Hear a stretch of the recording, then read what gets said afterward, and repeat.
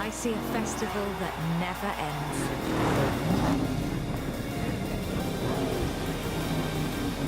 Where you can be whatever you want to be.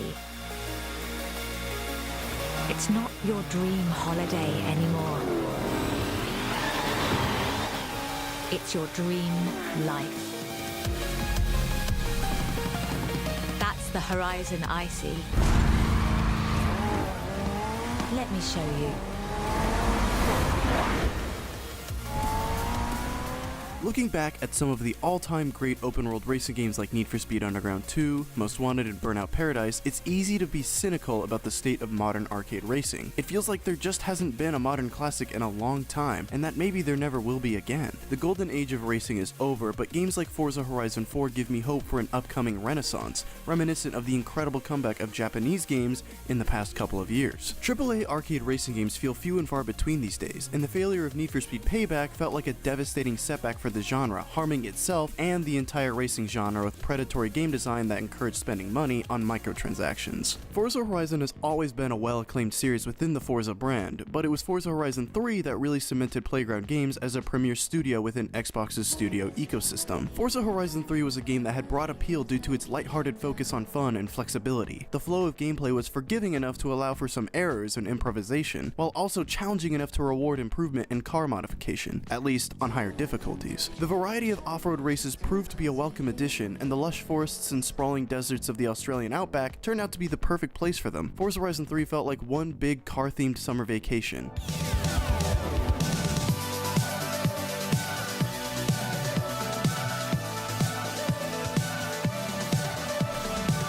Forza Horizon 4 is no different. It's an expertly crafted celebration of car culture. Except this time, as you may have noticed from the promotional material, Playground Games introduces the concept of seasons that change in real time. Well, not really real time, but instead each season passes with 1 week of real-world time. This comes with a whole slew of changes, not just limited to decreased traction during the spring rain or needing to put on snow tires during the winter. Certain events like championships or barn finds can only be accessed during specific seasons. Each week also comes with its own challenges that can be completed for Forzathon points, which can be spent in a marketplace separate from the main auto show. This separate currency can buy wheel spins, cosmetic items, and rare Forza edition versions of cars. I wouldn't say seasons change everything like Xbox has in their marketing for this game, but they're still a significant part of Forza Horizon 4, and they're what differentiate it from previous entries. Of course, seasonal changes aren't the only way to earn Forzathon points. As the name suggests, the way to earn this currency is through Forzathon events that bring together any willing participants on the server to complete a series of timed challenges. Speed traps, drift zones, skill points, all participants have to work together to reach a cumulative goal to proceed to the next round. Even if you aren't pulling your weight as much as other drivers, simply helping out earns you points. There's something innately satisfying and heartwarming about seeing everyone joining together at one spot on the map, helping reach a common goal, then disbanding once the job is done. Though, of course, it doesn't really work out too well when only 1 or 2 players show up. It's a bit reminiscent of a game like Destiny, which I think was the goal of another arcade racing game that came out this year, The Crew 2. Except, unlike The Crew 2, Forza Horizon 4 actually succeeds at what it's attempting to do. The online functionality is a huge part of Forza Horizon 4, and the game even allows players to have a go at the game's premier showcase events and co-op, though I did struggle to find any online randoms for those.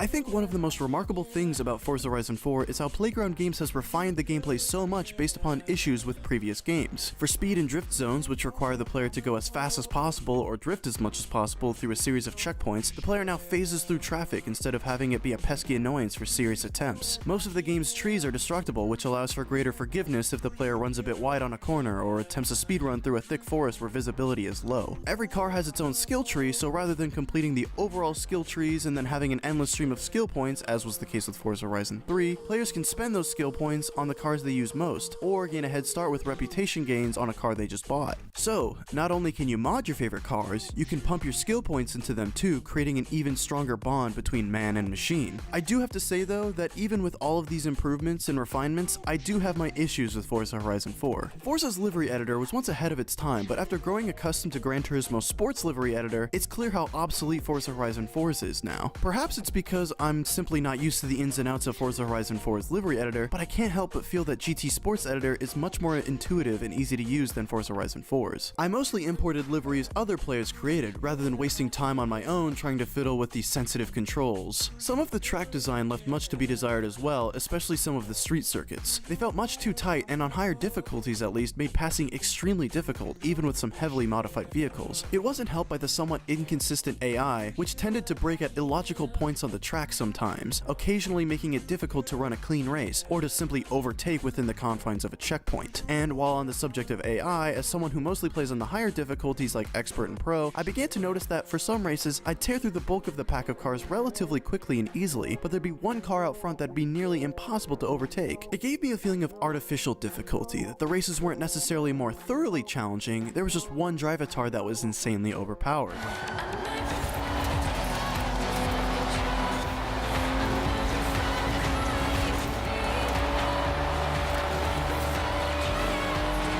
My last major complaint is, in all honesty, a legitimately major complaint. The car roster is missing some significantly important vehicles that are at the crux of car culture. Toyota is all but non-existent, only featuring a few of their trophy trucks. Mitsubishi is completely absent, while the game still features some heavy hitters like the NSX, the WRX, the Civic, and more. Not having iconic cars like the Lancer Evo and the Supra is a huge disappointment, especially since Forza's rival series, Gran Turismo, has the whole lot. The absence of some of the racing genre's most iconic rides isn't a deal breaker, but it does leave me thinking about what could have been. Despite its occasional shortcomings, everything in Forza Horizon 4 is aimed around having fun, and its lighthearted tone is always helped by Forza Horizon's traditionally great licensed soundtracks. The game features tracks from big names like Beck, Kendrick Lamar, and Foster the People, as well as some lesser-known artists, and every song feels authentic to the overall tone of the game, which is a hard thing to do considering how much tone can change with each season. Every song feels natural with every season. Though, with that being said, it would be nice if you could import your own playlists using a built-in Spotify feature, similar to what Forza Horizon 3 had when Microsoft's own music streaming service was still around. The soundtrack is great, but being able to import your own music or being able to make custom playlists using the game soundtrack would be a great way to add more musical diversity and help fight any potential monotony or repetitiveness. Don't need a license when you've got no drive. It feels erratic in the wrong advice. They tell me one day that I'll pay the price. They're saying maybe I'll go up in flames, maybe it'll blow up one day. The visual design of Forza Horizon 4 is just as good as its audio design, marking the game as a technical showpiece for any Xbox One X owner with a 4K HDR TV. But even with less powerful hardware, like the Xbox One S I own, the game is still mind-blowingly gorgeous. Most racing games show their true colors when the cars slow down a little bit, but even when pulled over, Forza Horizon 4's rendition of Britain is still vibrant and picturesque. It's hard to take a bad photo in this game. The neon lights of the Horizon Festival inspire awe and wonder every time I pass through them, and the winter landscapes of Britain always evoke the feeling of driving through the snowy roads of my home state with the heater turned all the way on. The visuals perfectly encapsulate why each season is special, and it's reflected in how I felt when I played it. I'll just be frank.